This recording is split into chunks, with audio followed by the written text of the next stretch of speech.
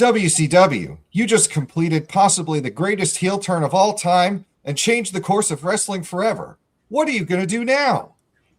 We're going to Disney World. The following podcast has been paid for by the new Pod Order.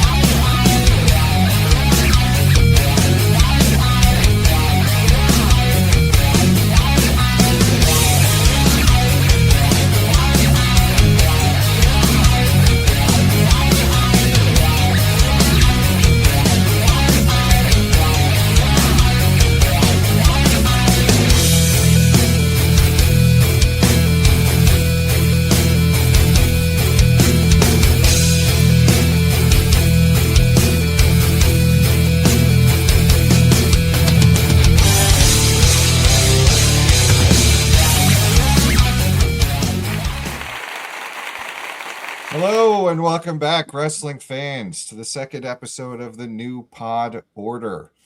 I have just recovered from a week-long jag of crying and tearing up all of my Hulkamania merchandise. I am your host, Adam Rogers. With me is the man who needs no intro, which is why I tried to cut it out of the last episode. He is Joe the Brain Chasick. Say hello to the people, Joe. Hello to the people, Joe. And bringing in our third seat, Mrs. Rogers' other baby boy, my brother Matt. How you doing today, Matt? How'd the baseball game go? Oh, it was good. Ended up losing, but, you know, it's not nearly as sad as the death of Hulkamania. Yeah, I think we're all still in some mourning, but we're going to try to soldier on and get through it, and hopefully with a little bit of Disney magic, we can turn things around. But before we get going, what is this pod? If you watch this instead of watching the first episode, I don't blame you. The first episode, too long. But thankfully, this one will be a lot shorter because we don't have to do all of that intro stuff. And we're talking about a 2-hour show, not a 3-hour pay-per-view.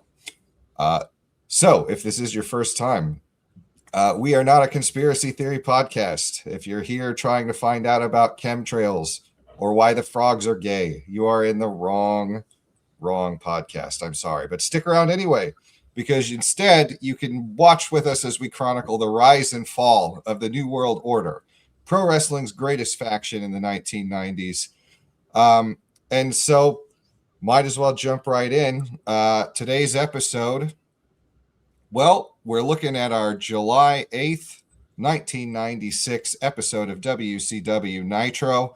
And as always, let's start off by taking a look at what was going on in the world that week. Except we're not really going to do that because we did most of that in the last episode. And the last episode chronologically happened the day before this episode. So same top 10, same Time Magazine headline, Independence Day. Check it out. I hear it's a pretty good film. I did forget I was going to throw in the highest rated TV show. So our highest rated TV show for this week was Seinfeld. This episode of Nitro, as we come in our initial shots, we can see that we're in someplace very different than the usual wrestling show, because we are at the Disney MGM Studios in Orlando, Florida. This is the first Nitro that was recorded outdoors. It will be the first of several recorded at Disney because going on concurrently with this episode and the ones afterwards are the Atlanta Olympics, and that means there are no volunteer staff to help with the normal recordings of Nitro. And so we got to outsource, and apparently prior to this, WCW's established a very long and successful relationship with the Disney Corporation. So they're happy to have WCW come record on their sets, and we get a really interesting and unique wrestling venue for today's show. This episode is week 5 of the infamous 83 weeks when WCW Nitro was the #1 rated wrestling program on TV. It received a 3.5 rating, which compared to Raw's 2.5 rating, so solidly in the lead. Which, given what was going on Raw this week, specifically, there is some other historical news happening this week on Raw. So besides just the death of Hulkamania, we also have the end of the Ultimate Warrior's time in the WWF, as he decided he did not need to come and wrestle at the shows where he was supposed to come and wrestle. And so Raw opens up with a sad Gorilla Monsoon, letting us know that he's been suspended and that he could come back if he paid a bond, but he does not do so. Naturally, Raw being pre-recorded, there is the final Ultimate Warrior match with Owen Hart, as well as a kind of a long-running segment through the show where now Shawn Michaels and Ahmed Johnson, who are getting ready to face off with Camp Cornette, have to have a mystery partner of their own, and they do a little shot at WCW talking about, well, we're not going to make you wait to find out who our third man is. It is, in fact, recent inductee to the WWE Hall of Fame, Psycho Sid, returning back. All of that is very exciting, which is why it's a little puzzling. The main event is the British Bulldog and Vader versus the Godwins. The Godwins, the redneck wrestling swine farmers in the main event of Raw. Yeah. Still only no shit because it's not a hog pen match. Yeah, that's true. That was coming later. Yeah. Really hard to believe, honestly, that the Raw still was pulling a 2-5 given that nonsense. But anyway, over to back to Nitro. The show starts out with Tony Schiavone and the living legend Larry Zybyszko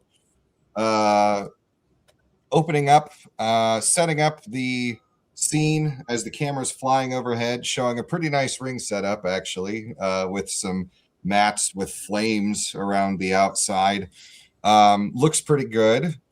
And this is where we get our first of many promises that we will see pictures from Bash at the Beach later in the second hour. Now, if you want to talk about something to hype things up after changing wrestling forever and destroying Hulkamania, static pictures. That's the key, I think. But this, of course, is a result of the way the business model worked back then, which is you signed a contract with the pay-per-view. Pay-per-view said, you can't show the things that are on this pay-per-view because we want to do an encore presentation. So this first show after the pay-per-view was always pretty cryptic. We do get some commentary about the betrayal. I can't remember if they actually even say Hulk Hogan's name at this point, but what we get is the first of what I'm sure Matt will be recording for us over the course of this, which is Larry Zybyszko's statement that the actions of the individual were disgusting, unmanly, and he's not going to comment on it. Personally, I feel like Larry just kind of has the energy of a 1950s dad at a cookout with his jeans up to about his navel, 2 schlitz in, talking about the undesirable element that's been moving into the neighborhood recently. But Matt, Joe, what do you think about this setup here at the MGM studio for the show? Yeah, I agree with you. It was a very good setup for an outdoor, an outdoor stadium. They had a really good ring, really good setup. The entrance looked really nice. The location of, I don't think they have a Jumbotron, but where their speakers are and where their WCW Nitro paraphernalia was worked out. It all came together very well. Yeah, it's definitely, especially for the time period, super unique. WWF tried this once or twice at on an aircraft carrier or at Caesar's Palace. Right, yeah. A stadium show here or there, but something where you don't have quite the scale, but you can really introduce some relatively high production values. I think really gives a different feel. Even though you've got a small crowd and it's a little difficult at times to keep them involved in what's going on. It's got a different kind of energy than most shows of this era would. Yeah, I guess if there was going to be kind of a flaw in the setup, that's one issue, is that with that smaller crowd there, it could be debated, does this make the show look small? Like, from a certain standpoint, if you didn't know what you were looking at, this does kind of look like a backyard wrestling promo or backyard wrestling fed doing a show like in the parking lot of their recent nearby grocery store or something. Yeah, I do think they do a pretty good job, especially for first time out, kind of having to figure out what they're doing on the fly, of using some unique camera angles to do a pretty solid job of disguising just exactly how small the crowd is. It's really mostly just when they do, they do the wide angle shots from above and things like that, where you really can tell that, oh, there's 600 people here. Yeah, give or take. That said, the crowd is actually relatively loud as it's going along. So either they're lively or they did a good job miking them. As we start to head out of that initial segment and get ready for our first match, we use the aforementioned pictures to recap Rey Mysterio and Psychosis's show-stealing opening match from Bash at the Beach, as well as the Disco Inferno and Malenko contest for the Cruiserweight Championship that happened midway through, all to set up our first match of the night here, which is Rey Mysterio Jr. versus Dean Malenko for the Cruiserweight title. And I think this highlights something that's a little bit different about WCW that I didn't realize until I heard Eric Bischoff talking about it on his podcast, which is that unlike the WWF, which is kind of we have our program that USA Network lets us play, but really the whole point of it is to run commercials to get you to go buy the pay-per-view. Like, the whole show is essentially a 2-hour go buy the pay-per-view commercial. WCW, because it's owned by Turner and because it's on TNT, their primary product is Nitro. Like, that's what they are doing to make money, is the advertising revenue from Nitro. So in some ways, I think that creates a situation like what we've got here, where you can have like a title match that is a for real title match, not just like a squash match where the champ goes out to get over by, beating up a job guy, but like a for real match, which, spoiler alert, at the end of this, the title is going to change hands. I thought it was interesting too during the entrances for this match. Before the bell even rang, commentary was talking about how well Dean knew Rey Mysterio and knew his offense, and it was like, I thought Rey just debuted a couple weeks ago. So it's interesting that Dean is supposedly so familiar with him, but that was just something that I saw interesting from the call headed into the match. Well, they have had a match at the Bash the Great American Bash before this, also for the Cruiser title. So, gosh, I did not. Yeah, know. this is actually Rey's third title match in a month. So he's getting the hot shots. What you're saying? Yeah. They're pushing him hard and fast. Credit to them for realizing what they've got. Yep, absolutely. Not always something that WCW is credited with historically, but with Rey and with, I think, the Luchador in general, I think they realized this is something very unique and something special that they can capitalize on. So we have Rey Mysterio coming down to the ring in pink. I always think this era of ring gear, he kind of always looks like the Phantom from the old comic strips most of the time. Dean's coming out in his black trunks, which I noticed have the number 1000 on the butt, like sorority girl has Juicy on her sweatpants when she's going to the airport. I thought that was pretty funny. But we start out with some good mat wrestling again. Dean's on top. He's again getting to show off his range and his repertoire of abilities. But unlike Disco, Rey's able to keep up with him. You get some interesting sort of exchanges. And Larry, of course, sets the stage that Dean's strategy for this match really needs to be keeping Rey grounded, stopping him from moving. which is, of course, the exact moment that Dean lets him up off of the mat and Irish whips him into the corner to let him start moving again. Gets him a boot in the face for his trouble and switches the momentum around. What do you guys think about sort of the opening of this thing? No, I thought the beginning of the match was pretty good. They did a good job highlighting the strategy and the of Dean trying to keep him on the ground. They did a lot of good psychology work in the beginning. Dean was focusing on keeping him down and doing it good until, like you mentioned, we had that unfortunate decision to get him back up on the ground and whip him into the corner. There was one sequence there in the beginning of the match where there was a double leg flow through that Dean had where he had Rey, and then he just, for some reason, loses him, and Rey ate shit in the ring. And I thought, oh, that's not the best look. But outside of that, no, it was a very good start. We also didn't make it very long until we had our second unmanly. They barely rang the bell, and they had circled back to how unmanly Hulk Hogan was for turning on WCW. Mm-hmm. Yeah, I'm not sure what they were going for in that spot, but I noticed that as well. I don't know, Joe, did you have some guess on it? I really had no idea.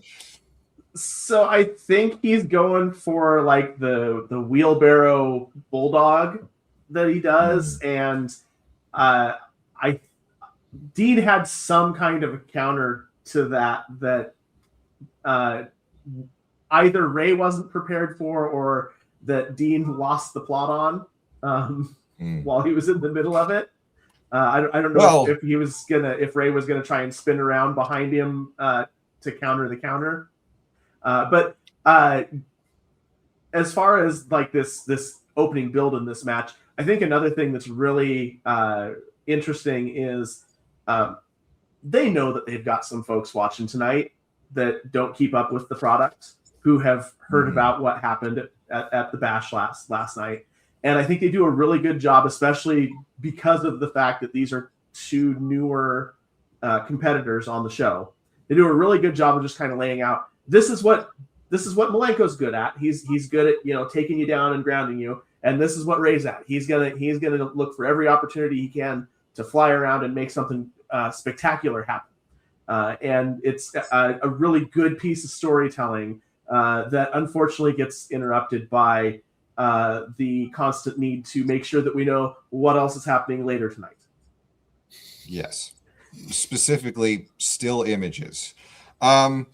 Much more exciting than still images, though, are Dean taking control back with a beautiful tilt-a-whirl backbreaker. One of these things that you just don't see in the current product. Probably people's spines are probably happy about that, honestly. But then we start heading into sort of our rest submission work down on the mat. So again, Dean kind of dominating at this point, and both of them probably catching their breath a little bit from that hot start that they had on the show. And so Dean's got Rey in a surfboard stretch as we head out to the break. We come back from commercial, and I really noticed, you can tell how muggy and humid it must be, because both guys went into the commercial break looking pretty dry. And when you come back, they are sweating, like they are hot. And that, ends up being pretty relevant, because you've got to be able to catch people, especially with Rey Mysterio, flipping around. Of course, one thing that doesn't get caught is Larry Zybyszko knowing Rey Mysterio's name, because he calls him Mysterious Jr. Close. Yeah. We come back in with Dean hucking Rey out to the outside for the, make him beat the 10 count spot. Rey comes in fast, goes into a chin lock, or gets put into a chin lock for his trouble. And there's pretty good crowd support at this point. The fans getting behind this relative newcomer. But I mean, the storytelling of it is pretty easy to see what they're going for here. You got this little fast guy up against this bully who's not a ton bigger, but is bigger, and is very clearly, roughing him up in there. And so Rey fights his way up out of the chin lock, and we go back to the outside, and I made a note of pointing out like just how smooth Dean is when he's moving, because he's standing in the ring and in one motion goes between the top of the middle rope all the way down to the ground. So he doesn't touch the apron at all. Like, Just everything is so smooth with this guy. Goes out, hits a brain buster on the mats. There's a bit in here where Rey reverses a pump handle into a lateral press that I liked a lot. I thought that was a pretty neat spot. Rey Hurricane Rana's Dean back to the outside over the ropes. And that sets us up for, unfortunately, poor Mr. Mysterio absolutely just getting a face full of asphalt after doing a standing moonsault from the apron out towards Dean. Yeah. I thought maybe we'd be able to advance the counter, but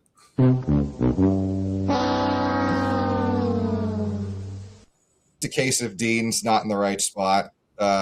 He's there, supposed to be there to catch him, but Rey might have been jumping from a little bit off to the side. Again, this is the bit about high risk maneuvers that makes them exciting, is this kind of thing does happen with some regularity. Heading here into the midpoint of the match, I don't know. How's the flow of this kind of working for you, Joe, as this is going along?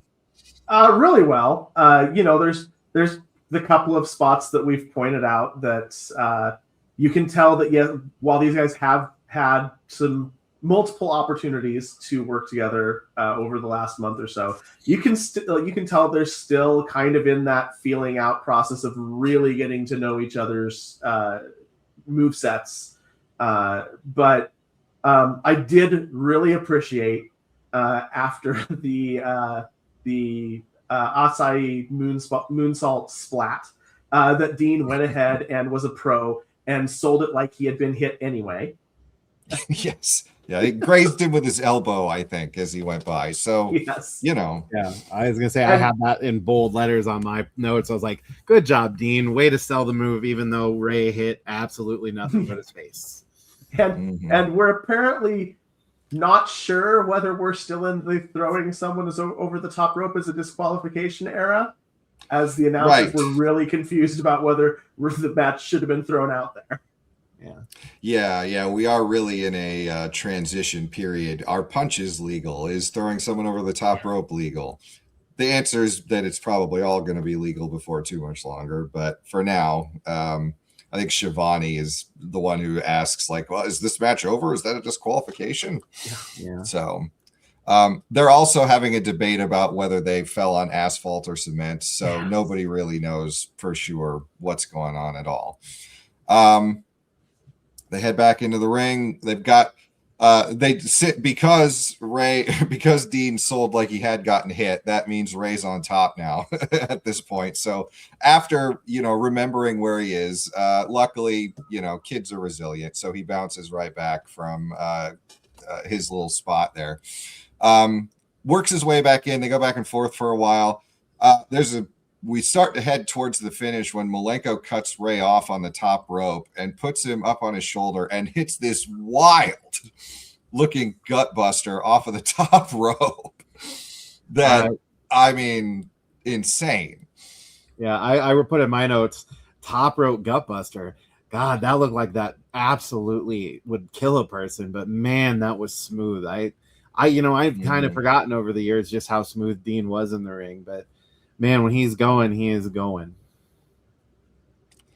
Yeah, I think easily the spot of the night right there. So here it is, Mysterio stealing the show right out of the gate once again. They're going to have to start putting him in the main event if he keeps this up. Malenko goes for a pin, but starts pulling Rey up off of the mat. I guess he's frustrated and he wants to show, put him through some more punishment first. Real classic heel shit. Sets up the stage, gets some boos, I think, from the crowd from it. Picks Rey up, hits him another belly to belly into another pin, pulls him back up off of the mat again. Oh, the hubris.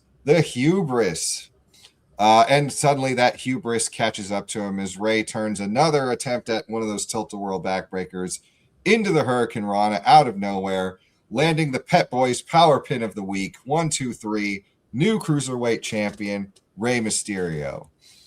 And the commentators begin an argument. Can you believe this? I don't believe this. He earned every bit of it. He didn't earn anything. What do you guys think? How do you like the ending of this match? What do you takeaways from the whole match in general, Matt? I loved this match from bell to bell. It was really well put together. I mean, there were several beautiful things that we didn't even touch on because, compared to the rest of the highlights, it didn't stand out. Like coming back from that commercial, there was an absolutely picture perfect high spot flapjack that Dean puts on Rey Mysterio. I was also wondering, you did mention it when the over the rope spot. I didn't even know if that was the plan because it looked like he intended to just hang him up and have him stay. And when Ray hit, he bounced off and went outside instead of going just because of how small Ray is. But overall, I mean, it was a really great match. Like I ended up giving it about a 4 out of 5 stars. I couldn't look away. Like I had my dog trying to get my attention. I was like, shh, trying to watch this match. So it was just good all around. Joe, what do you Agreed, think? 100%. I think realistically, the only thing that keeps this like as a 4-star match is the couple of really noticeable botches, and the ending was a little bit out of nowhere, even for the story they were telling. Still awesome, but if you weren't super dialed in to realize that Dean was going back to the well on the tilt-a-whirl again, you wouldn't have understood how they got to that pin. Yeah. Yeah, then, one wonders if we got a go home call or something from the commentators for time or something like that there. There was another couple important things that happened there. We did hit our 3rd and 4th mentions of how unmanly Hollywood Hogan is. Critical. I did have a special note for the 3rd one. Zybyszko actually says unmanly 3 times in the same sentence. And I was like, and he is really selling how feminine this move was by Hulk Hogan. He's only got half the show. Yeah, he's only got an hour That's to get true. the shit in, so he's really piling on. That's true. We can't be doing this like who's the third man, where's Eric Bischoff for 3 hours nonsense here. So yeah, we move on from this segment and we're heading to the back and we're going to check in with our good pal Gene Okerlund, who's having an interview with the Steiners and the Nasty Boys. These two are facing off in another match with a lot of championship implications. Namely, they're going to face each other later, and the winner goes on to face the tag team champions Harlem Heat at the Hog Wild pay-per-view in August. And we start things off talking to Scott Steiner, and I've got to say, given that, like, what we know Scott Steiner's character becomes down the line, I think the hardest I laughed in the whole thing is just good guy Scott Steiner just being like, I can't say I like the way you guys act. Can't say I agree with the way you guys looked, but I do respect your wrestling ability. Like him being nice and like I don't believe in all of your same political beliefs, but I respect your opinions and you're right to have them. You know, like good guy Scott Steiner is my favorite character of all time now. Like, yeah. And I had in my notes that it was really wild to see Scott Steiner still mulleted, not with blonde hair. And then also I wrote down, despite his attempts to stay neutral and stay a good guy, at one point when they're going back and forth with the Nasty Boys, he just dropped a "shut up, fatso" that about made me laugh. Yeah. He couldn't hide Scott Steiner. Scott Steiner is still in there as much as he wants to hide him. Yeah, I had 2 notes there. One is I literally called this a proto Papa Pump promo. Say that 5 times fast. And then also he does respect the Nasty's wrestling ability, which I thought was a very interesting choice of words. Yes, kind of wild. All the things. Kind of wild if you think about it after the match, but we'll get there. So yeah, Scott Steiner respects the technical acumen and wrestling ability of the Nasty Boys. Sags and Knobs weigh in to let them know that they don't care about any of the trouble that the Steiners have had with Harlem Heat recently. They're just interested in winning the match, and it won't be an interview out there. It'll be Nastyville. Maybe Nastyville, I think, adjacent to Dudleyville. I think the next county over. Then we cut to some grade A gibberish from Rick Steiner. It's not Nastyville, it's a dog pound. He got a nose to the ground. He smells the heat. Nasty boys, you get in the way. It's just bad. Some go be personal. Yeah. Yeah. You know, it's a Rick Steiner. I wrote in my notes, Rick jumps in after the Nasty Boys talk. Man, he is really awkward. And then the promo ultimately winds to kind of a slow close where it's a competition between the Nasty Boys and Rick for who is the worst in this promo, because none of them are doing good. Scott was really money, though. I got to give him credit. Even though he was a little bit of a geek there at the beginning, he still held it together pretty well, all thoughts considered. And my note is at the end, Gene looks relieved to be done with this train wreck.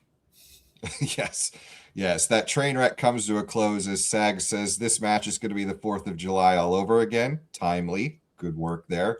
While Rick just starts barking in the background. So, you know. When all else fails, bark. Yep. We go to the break and we come back for a sick commercial for a superstar that we are going to be seeing in the future on a WCW Nitro, Glacier. Don't confuse him with Mortal Kombat Sub-Zero. You're making a mistake if you do that. He is legally distinct in every way, and he lets us know that in each of us burns the fury of a warrior. Or, well, the commentator tells us that anyway. Glacier, you guys. Are you pumped for Glacier? Why? I think the question to ask is, why is Glacier? How is Glacier? Because Eric Bischoff's son Garrett loved Mortal Kombat, reportedly. But where is Glacier? Not here today. When is Glacier? Who knows? We get one last taste of that delicious CGI shark action from Bash at the Beach as we get encouragement to go watch the encore of the pay-per-view. If you didn't see that unmanly action happening, you definitely need to go buy that encore of the pay-per-view that's coming on the day after this. And we're going to head down to the ring and we're going to see the Dungeon of Doom with Big Bubba and Hugh Morris, who we haven't seen yet on the show. Going to take on the Blue Bloods, Lord Steven Regal and Squire Dave Taylor, along with Earl Robert Eaton, who made me have to pause the thing and go, wait a minute, Robert Eaton. Bobby, yep, that's the Midnight Express's Bobby Eaton out there. How about it? And Jeeves, their butler. We got some heel-on-heel action here. Seems to be a thing that happens with some regularity in WCW at this time, and this is before the NWO is here. But yeah, any thoughts on these two teams as we're going into it? Joe? So I appreciated the fact that the first thing that happens after the bell rings is the crowd starts a USA chant. Yes. Because apparently native heels greater than foreign heels. Yes. And, you know, there are a lot of things that you can say about Hugh Morris. And a lot of them are not great. But, God, for a guy his size, he can go. Like, we don't really get to see much of it here. But he's going to be one of those guys that he's up until the very dying days of WCW when they get a little desperate and start running out of guys to push. Outside of that period, he's never going to really be given very much to do. But I have a sneaking suspicion that watching this with a lot more years of taking in wrestling product than I had in the late 90s, I think he's going to be kind of an underrated asset that we're really going to have a lot of fun seeing the things that he does in the ring. Yeah, I was also really enjoying seeing a young Steven Regal. I guess I don't remember his time in WCW very well, so I was getting a real charge out of seeing him and his dedication to the one hand behind the back gentleman thing throughout the entrance and through the early part of the match. And then right towards the beginning of the match, my line of the night got dropped. I don't remember which commentator said it, but one of them suggested that Big Bubba moves just like Rey Mysterio. And I wrote in my notes, Big Bubba moves like Rey Mysterio, ? That's really hard to believe. I think there's a qualifier immediately after that of, well, for a guy his size or something like that. Because I think Shivani is probably giving him a look like the whole time. But on the topic of lines of the night, I also appreciated they're talking about the fact that the Blue Bloods have been having some infighting lately because it sounds like Robert Eaton hasn't been treating Jeeves properly. And Larry makes the comment that, well, of course, he's from Alabama, and they don't have butlers in Alabama. Butlers do all the dirty work. We have the same situation here. We just call them wives. And all Tony can say is, you're getting everybody in hot water here, Larry. Yeah. So Larry goes back to muttering about how this used to be a country as the match starts out. Hugh and Dave start out in the ring after a little bit of kerfuffle between the escorts and the referees.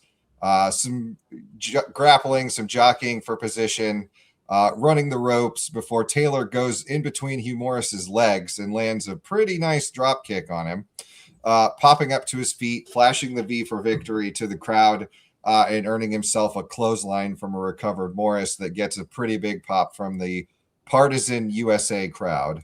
This is almost like a mixed intergender mixed match where you can only have Morris and Dave in the ring at the same time, and you can only have Regal and Bubba in the match at the same time, apparently, because as soon as one tags out, the other one immediately tags out. Now we've got Regal and Bubba in there. This is about the time where the Rey Mysterio comment comes along.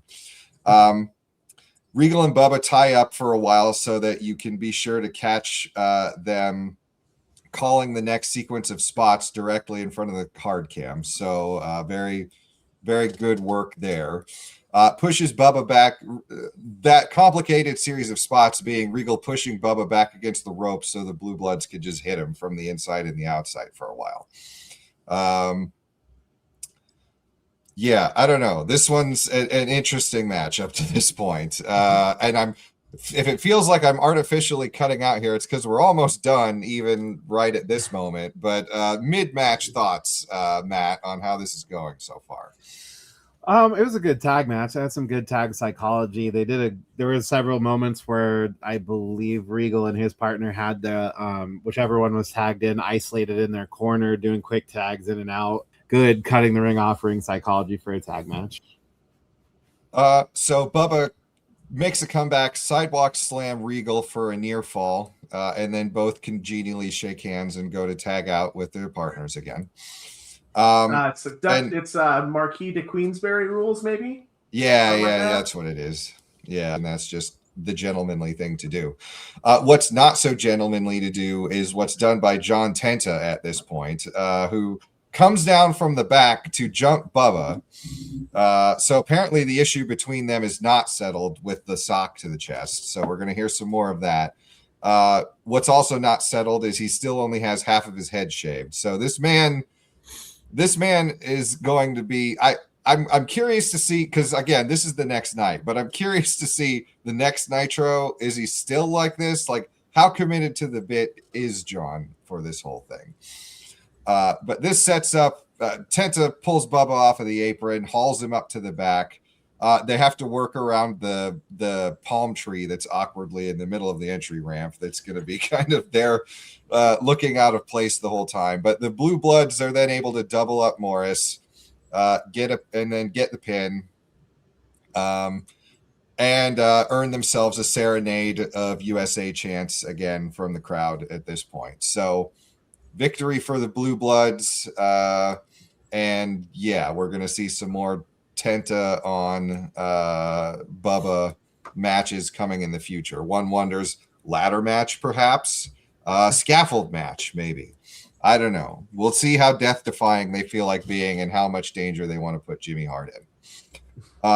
Another commercial break. We come back with an ad for the WCW magazine. I did go look for this issue online. I thought it would be kind of funny. It turns out it's like the lowest copy you can find is $20 on eBay, and I'm not going to drop $20 for this. So if you did read the magazine, you could find out about the torture that Luger has in store, get personally trained by the Boogie Babe, who I wasn't familiar with, and go behind the scenes at Nitro. So, the Booty Babe is Kimberly Page. Okay. So we'll be seeing her before too long when they introduce the Nitro Girls. Nice. Which I won't complain about. It's always nice to see the Nitro Girls. But also, little quick fun fact, the kid in this promo is apparently Eric Bischoff's son, Garrett. You know, it's not WCW if we don't find a way to cut costs wherever we can. And in this case, you know, you don't got to pay Eric Bischoff's kid. So stick him out there. Let him morph into Sting and do some voiceovers the whole time. And use the money that you would have paid an actor to play the kid to afford the morph into Sting. Yes. Sting still with the blonde hair, which is I didn't realize until the main event he's got the brown going on right now. So that's apparently that commercial's probably been running for a while too. We get a quick promo for WCW Saturday Night, and we come back to a shot of the Earful Tower. So the famous water tower on the MGM lot with the Mickey Mouse ears on it, which again kind of blew my mind because Disney these days is pretty litigious about showing their logo or anything like that. But we're coming back to a match with Eddie Guerrero, young Eddie Guerrero with a mustache and a glorious mullet. Truly, only his true son Dominic could rival it for sheer dirtbag look. Going up against Psychosis. Psychosis dressed as the Black Power Ranger today, I think. This represents Psychosis's Nitro premiere. And boy, I don't know what was stranger about it, seeing a young Eddie Guerrero, seeing an Eddie Guerrero as a good guy, a fan favorite at this point. I don't think that probably lasts for too much longer. But as the match kicks off and the two luchadors are doing a good sequence of very pretty mat work, reversal type of stuff, we bring back Matt's favorite feature from last night's show, the split screen, because we need to go to the back and we need to check in with Rey Mysterio in the middle of his conversation, apparently, talking about how Hulk Hogan's betrayal affected him personally. Matt, I see you laughing. It was so awkward. Like, I wrote down in my notes, was like, Rey Mysterio, fairly new to WCW, gives his thoughts on Hogan's turn. Feels really out of place. Like, Rey seemed like he was completely out of sync with what he was saying. He's clearly at one point looking down at cards, trying to read them off screen. Then we, of course, don't know what you're talking about. Rey Mysterio is, of course, you know, our luchador, and it was kind of jarring. It was a weird decision, but I guess that's kind of the flow we're going through, as we'll find out later in the show. Every single person, heels, faces, four horsemen, doesn't matter. They have to share their opinion on what Hogan does. Thankfully, not as focused on unmanliness as certain people are, but we still have to give our comments. Oh boy, yeah. So two comments. I agree with Matt's opinion on the split screen. Can we please just do a picture-in-picture for something like this? The answer is no. And two, I wonder if this promo might have made more sense if we had audio at the beginning. I know we had a brief discussion last time about the fact that they've been having audio issues intermittently for at least a month and a half. Looks like maybe that's going to continue to be a thing. Could be, and I think it underscores how I think Tony hits on how it underscores the importance of the Hogan thing, that even after winning the cruiserweight title, Rey is still just so heartbroken by the betrayal of the Hulkster. I mean, to be real, what we really have to do is probably do all of these interviews about what Hulk Hogan is doing, because he's not here. He's not going to be here today, because obviously after you launch a major, story change like that, definitely don't want the guy who did the massive heel turn there to, explain things or have a follow-up. Man's got to go shoot movies. So as I say, if Hogan's here, who's going to shoot Santa with muscles? Yeah, Santa with Muscles was in major production at the time. They had to sell Hogan on the whole idea of turning heel on the set of Santa with Muscles. So, you have to go back to your prior obligations, clearly. Yes. We cut away from Rey, go back to the matches. We're still working through a sequence of some reverse moves until Eddie accomplishes a feat that I didn't really think was possible, which is to low blow a man with an arm drag. That's what just being, even as a good guy, the instincts are there to lie, cheat, and steal. He arm drags Psychosis, who is supposed to roll out of the ring, but catches himself on the bottom rope in the process. And Zybyszko tries to cover it over with a somewhat erotic discussion of how if you get sweaty, you got to get snug with the other man. You got to be ready to go quick.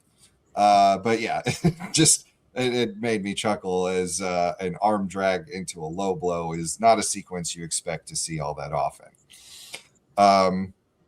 What you also don't expect to see, at least on a mid-card match on a Nitro, is after Psychosis, Beal tosses Eddie to the outside, heading up to the top rope for a corkscrew splash on a standing Eddie Guerrero on the outside of the ring. Like, wow.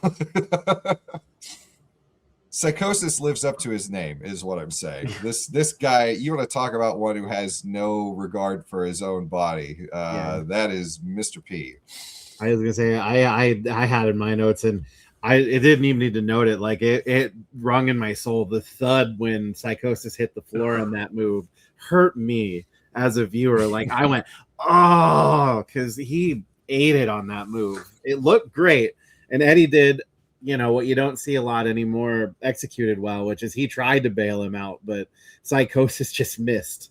And he's probably lucky he walked away from that one. That sounded like it hurt.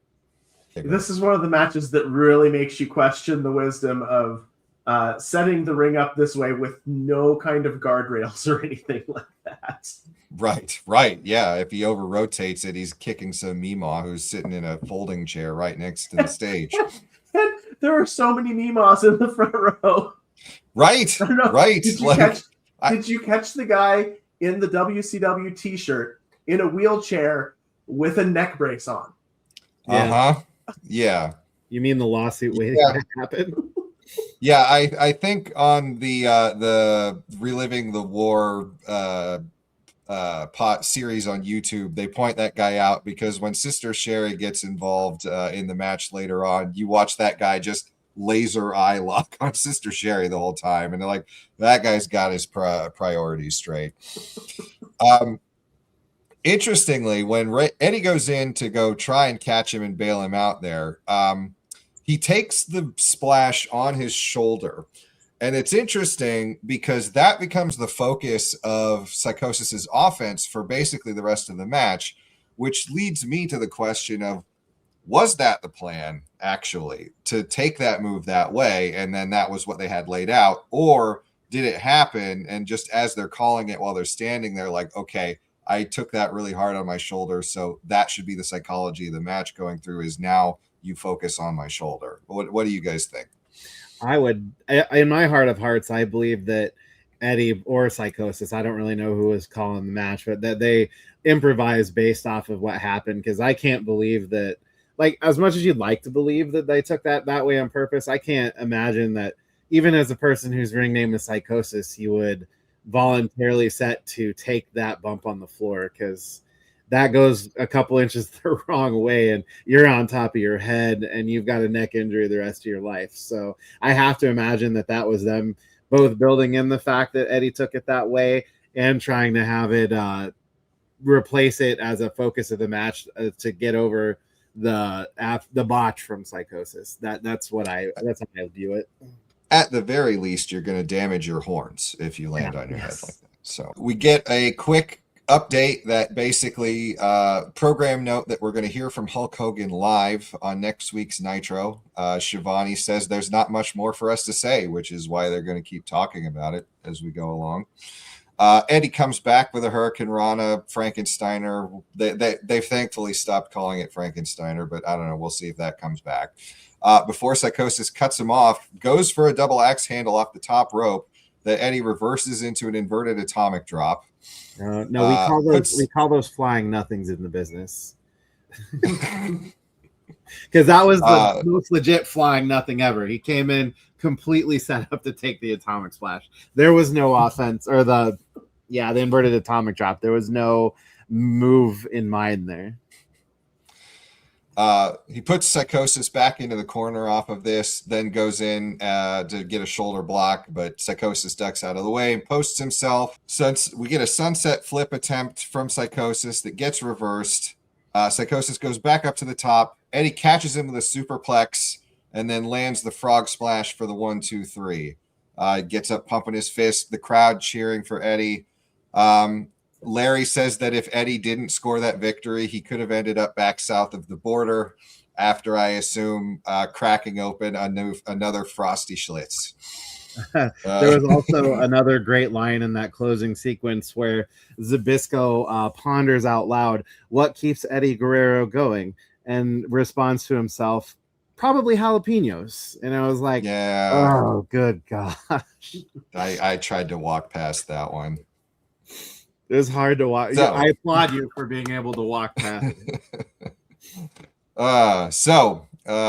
Wrapping it up on this match, guys. Joe, what do you think of this match in total? Really, really solid match. I think that it suffers a little bit from Ray and Dean's clinic to open the show. But I mean, everything near miss on the corkscrew aside, everything's really well done. It's regardless of whether the plan was to sell the shoulder or it's an audible, everything is really logical and well laid out. I'd say this is a very good example of a 3.5 star match. Yeah. And I guess I just wanted to touch on it. You mentioned it at the beginning, Adam, but it really tugged at my heartstrings as somebody who is a huge mark for Eddie Guerrero. I haven't seen him wrestle in so long, and seeing him so young at the beginning of his run, it was a treat for me. And I can't wait to continue to watch as he goes through his progression in WCW, because you forget after a while just how great some of your old favorites are. And I mean, Eddie even had it in this match. There was an entire series where he was cheating and grabbing onto Psychosis's hair until the referee stopped him.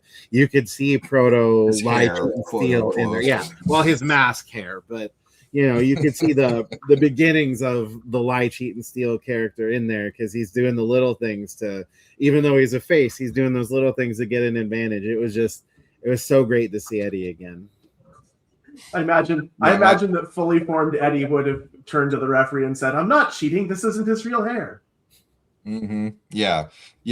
My backup joke for the flattening his horns was that if he landed on his hair, there's so much of it would have cushioned the impact. But we're going to go from here to who, between last night and this night's show, is easily the hardest working man in WCW, Mean Gene Okerlund, who is now interviewing the Dungeon of Doom with the Giant, Kevin Sullivan, and Jimmy Hart.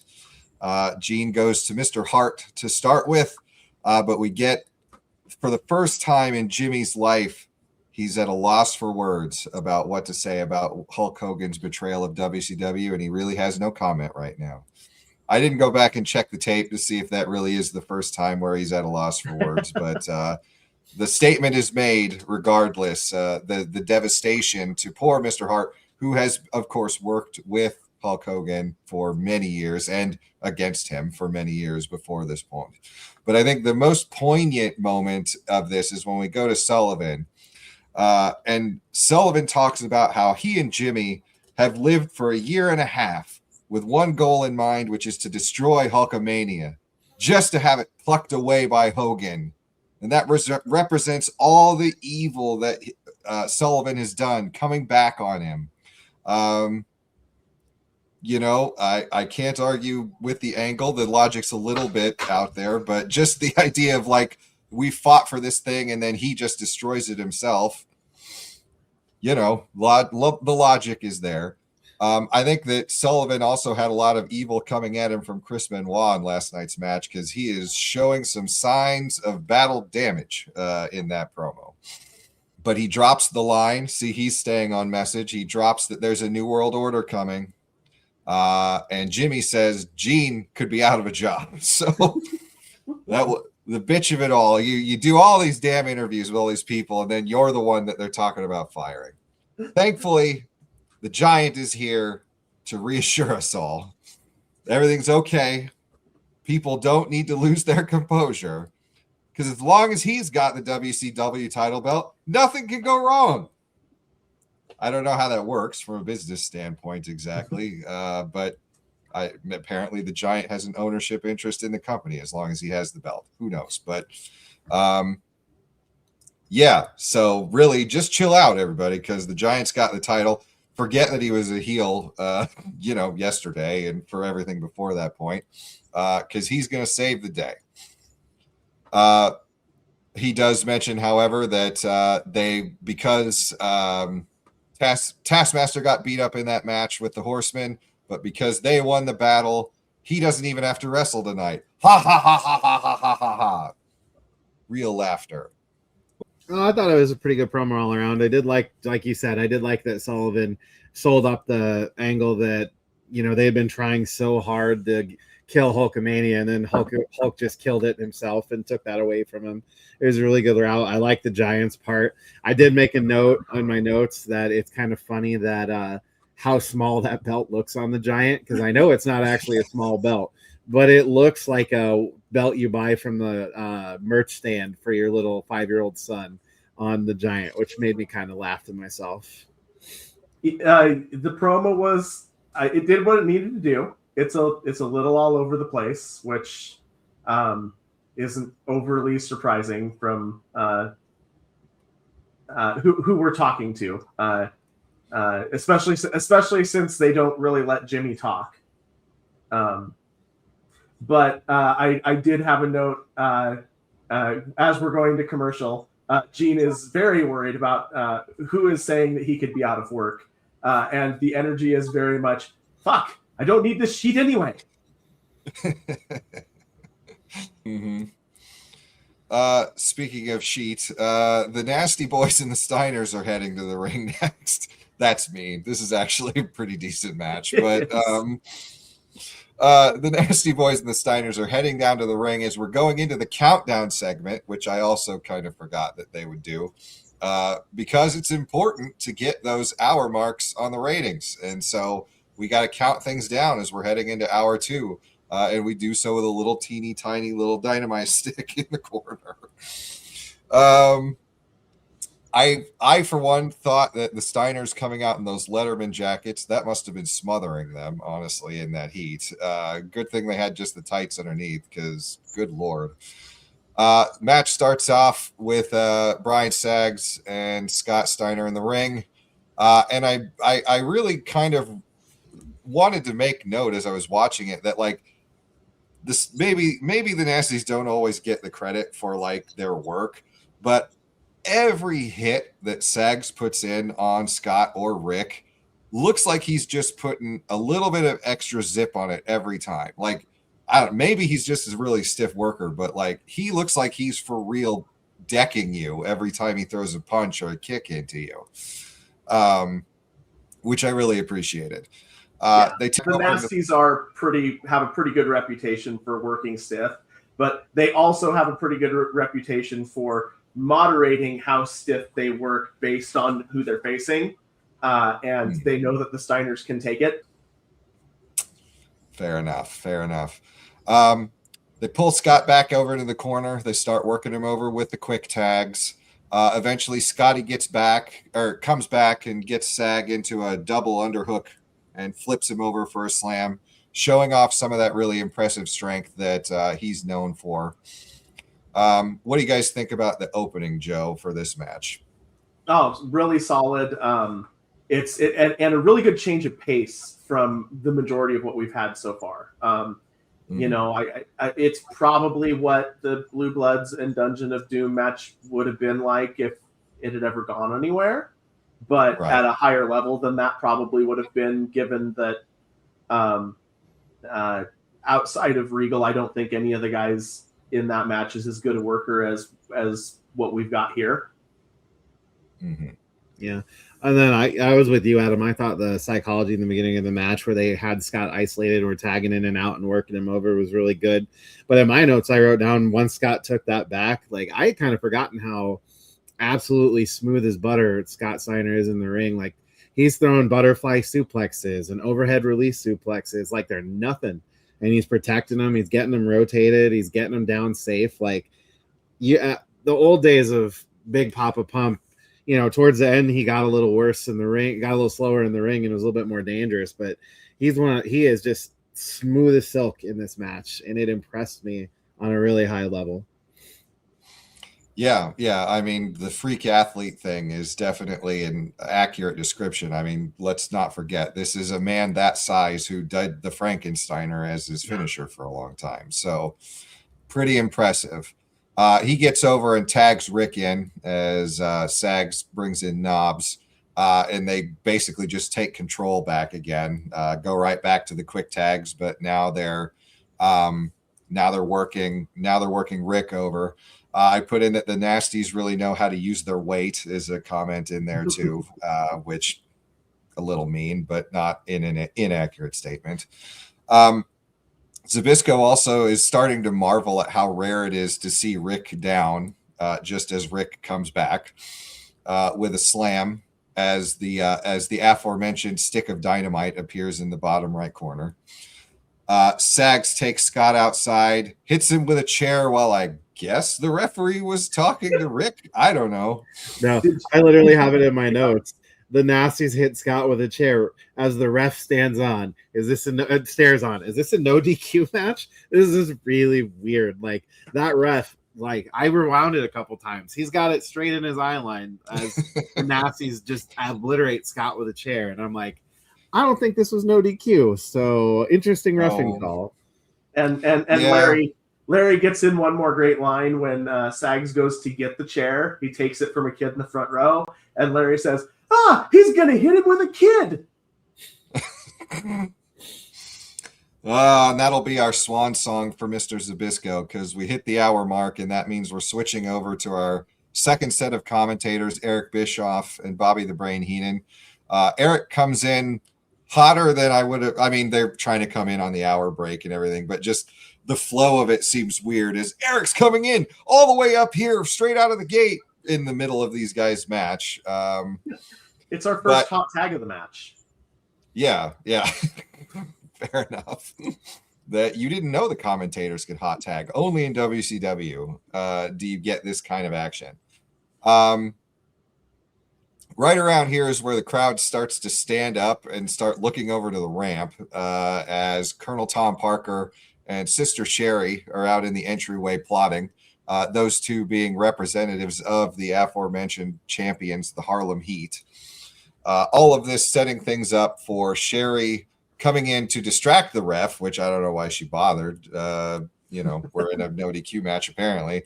As Colonel Tom hits Sags with the cane, indicating that I guess the Heat want to fight the Steiner brothers. This is not the choice I would make. There's some question. This is one of the few spots on the night where the camera work is really pretty bad. I went back and rewatched it because it just didn't feel like the right. Especially the announcers spent 2/3 of this match talking about how Harlem Heat didn't want any part of the Steiners. They, so what happens here is they get Scott kind of tangled up in the ropes. and Parker goes to line up the cane shot. Sags charges in to hit Scott. Scott ducks out of the way, and Parker brains Sags with the cane. But okay, it's really, really hard to tell that's what's happening from the camera angle they used to show it. Yeah, and commentary really could have helped us out there and tried to explain that. But because I had the same note, I was like, it's really strange that Parker came out and whacked the Nasty Boys when Harlem Heat has a reason to not want to face the Steiners. So that actually, you did a better job on commentary than Bischoff did. So congrats, Joe. Hard to believe. One more for the good guys. Oh, wait, we're not there yet. Not to that part yet. Fireworks start going off in the park, and the commentators pretend like it's for their show at that point. As Eric is setting up the Hog Wild pay-per-view and starts waxing bittersweet for a while about just what it's like being on this show, this Nitro show, coming off of all of the events of the previous evening's festivities for the Bash at the Beach, which is where we get the answer to the critical question that we've all been wondering about this whole time. Where was Eric Bischoff the whole time? And it turns out, he'll explain it to you in a minute. We got to go to Gene. Because Gene's in the ring interviewing the Nasty Boys, and it's now that I want to play a little game with you two fellas. That game is called What Is This Promo About? Joe, take it away. Okay, so here we go. Life is about attitude. And when you get hit in the head with a cane, it shoots a lightning bolt in your brain. And what was the word that he used? Inevitable. It makes you realize that change is inevitable.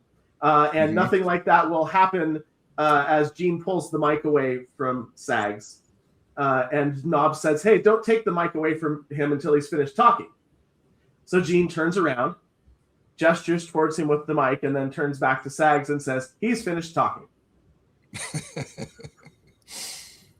Matt, I don't know. So out of that, what do you think? What's our thesis statement? When the Nasties were drawing this up in the back and laying out the 5-paragraph essay that they were going to do out there in the ring, what's the main idea that Sags is trying to get across with that?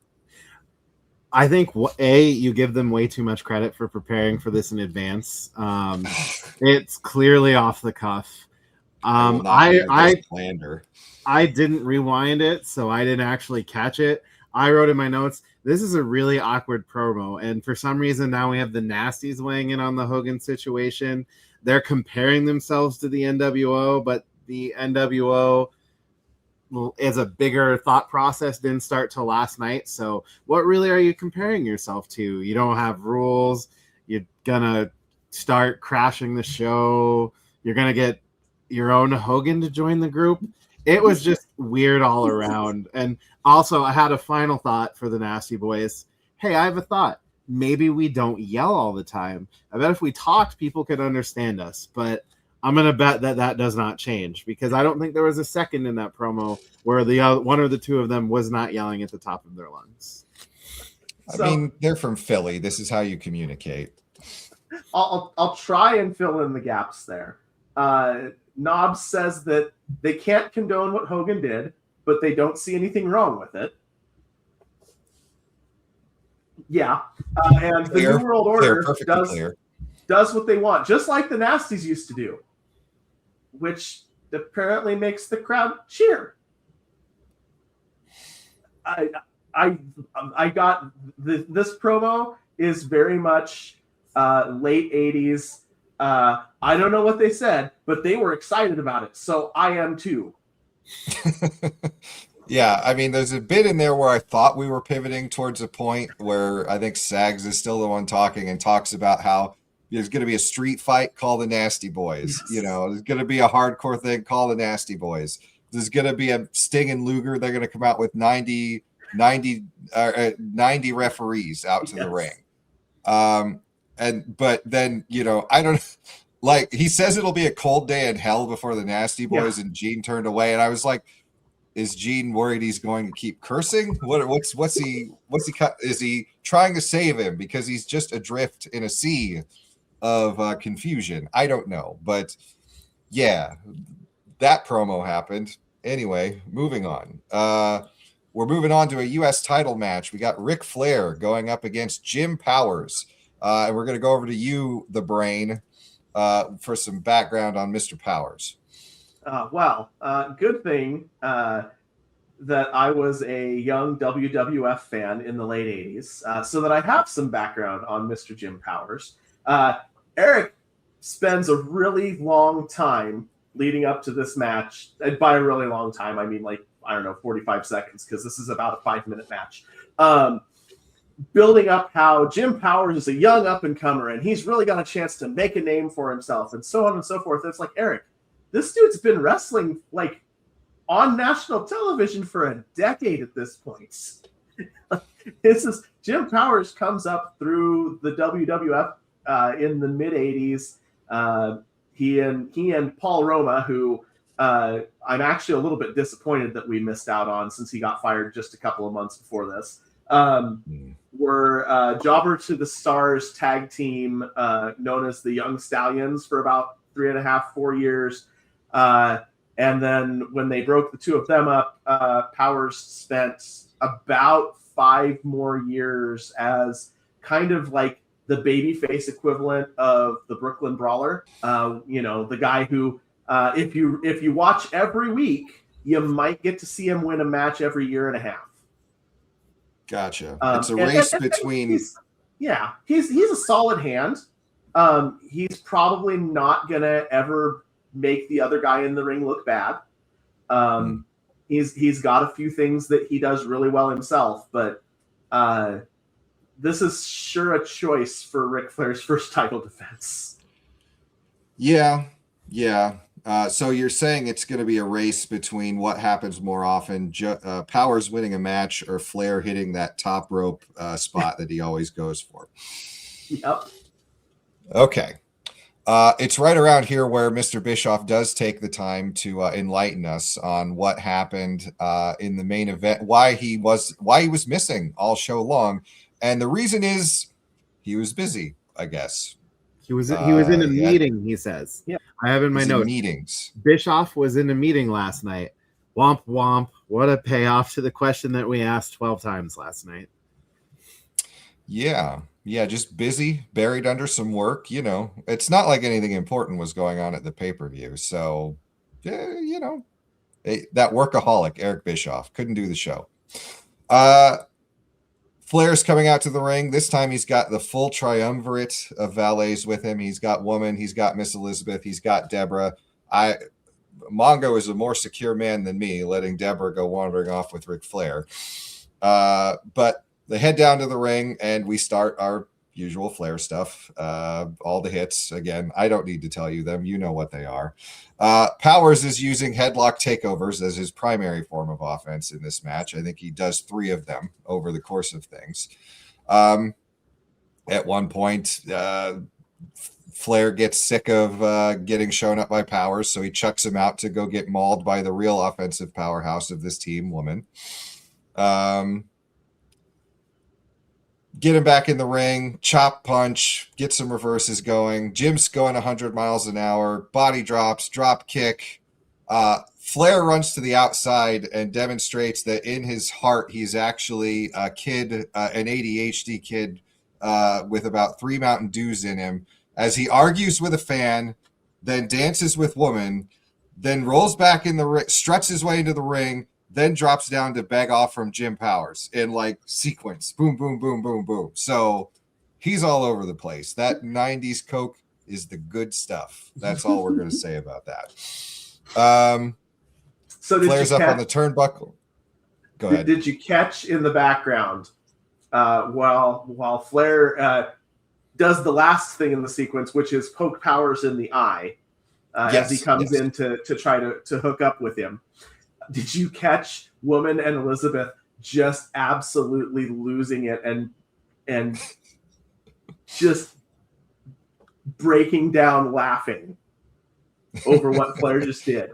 Like this was clearly not planned, because neither one of them could keep a straight face. No, yeah. Flair is in like a full Tasmanian devil mode here, and I don't know that I could have kept from breaking either, to be honest with you. Yeah, I mean, this is a squash match. Like, that's what this is about. Every time Powers gets a little offense in, Flair cuts it off almost immediately. We start heading into the dirtiest player in the game stuff. Thumb to the eyes, the chop block makes its appearance, followed by the knee drop onto the knee. At one point, Jim does take a nice Bret Hart like sternum first into the turnbuckle bump. You don't see that too often. But then we see something else that we don't see super often, which is Rick actually winning a match with the figure four. Admittedly, with a little bit of a leverage assist from Woman on the outside. But yeah, that was a match that happened. That was a U.S. title match. Not bad. But what do you think, Matt, on that one? You know, I actually thought it was a really good match. Like, I know it is a pseudo squash, but the Power still got his moves in. He still got his time.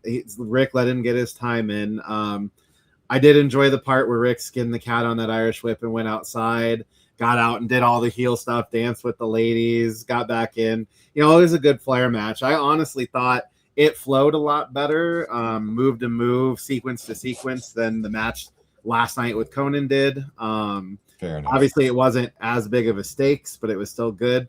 The one thought I had coming out of it, outside of putting it in as a solid 3.5-star match, was that I understand that Rick is your typical chicken shit heel, but at some point I'm hoping along this run that we see him not need Woman so much, because I feel like in these last two matches, they've been very woman centric. Woman with the assist. There was a Woman distraction. Unfortunately, we still get Woman screaming Rick every single time Rick has Powers. Sorry, Matt. That's not what I heard. What does it sound like? I'm sorry. Hang on. What? No, thank you. I had a sore throat for days last time I tried to do the Woman Rick scream, but I'm just hoping at some point, like you said, Flair wins with the figure four here. That's what I want to see more than Woman hitting Conan with a heel, or a clean win where Woman isn't somehow applying pressure, which I'm not sure how that mechanism works, but it's the thought that counts. But it was still a pretty good match, solid for where it was and what it was. Yeah, I didn't rate it as highly as you did. I was more in like the 1.5-star territory, but it's mostly just because it was just a paint by numbers squash. And now for a paint by numbers squash, super smooth. It hit all the spots it needed to hit, both figuratively and literally. It did a really good job of establishing, hey, in case you missed the pay-per-view last night, this is your new U.S. champion, and this is what he can do. And to keep going with Flair, we're going to go to another interview segment with Mean Gene, interviewing the Three Horsemen. No Benoit for this segment. Gene starts out telling Woman that she should behave herself, because I think Gene's trying to recover from his pole vaulting outing the night before. But yeah, there was lots of big wins and losses for the Horsemen last night. Arn Anderson starts us off talking about how the main event made him want to puke. And the Horsemen never claimed to be role models, but there was one man who did, and a lot of people's lives hinged on what he said. And Hulk Hogan's supposed to stand for something, and he's delivering a very sincere promo. Like, I enjoyed it quite a bit until I got distracted because Flair starts to look bored midway through and just walks around behind Arn to go start opening some champagne bottles off to the side. But I think of all of these, like the heels trying to pretend like they're upset about Hulk Hogan things, I think Arn runs away with that in terms of like, look, we're not great people, but we didn't go out and say we were good people. We didn't tell you to pay attention to the man upstairs and say your prayers and eat your vitamins and all that stuff. So yeah, I mean, it was genuinely, of all the takes that came out of these interviews, Arn's was literally the best take on the turn that they put out there all night. Yeah, Arn is one of the underrated promos that of all time. He's not the thing that makes him kind of get lost in the shuffle is he's not larger than life like a Randy Savage or a Hulk Hogan. But man, all of his promos are always really, really thought out, really logical, and they always get straight to the point. Yep. Meanwhile, we cut over to Mongo, who is, I guess, also going to get straight to the point, because he says, doesn't matter if you're insiders or outsiders, doesn't matter. The Horsemen are bringing apocalypse. Apocalypse is about the Horsemen. Then we move on from that. Clearly, he's been thinking about that for a couple days. Flair, they did a really good job of just giving him something simple to say, and getting out. They didn't set him. They set him up to succeed, not to fail. Definitely. We cut over to Flair, who is still going about 1,000 miles an hour. He does pump up McMongo, having him show off his NFL ring, pumps up AA, and then he goes to challenge the outsiders by asking them, until you can heal the sick, wake the dead, and drive little girls out of their head. And I don't know, he kind of just fades off there. So, woo, I guess. Yeah. I was going to say on my notes, it says, in my notes, I wrote down for that portion, Rick on the mic says a whole lot, makes a sex joke, and then makes no point at the end. Yeah. He clearly lost the plot and had to pivot. Yeah, since we were doing some grammar checks earlier on about the thesis of the Nasty Boys, I'm going to have to go ahead and mark that sentence fragment, Ric Flair. You forgot the predicate. Yeah.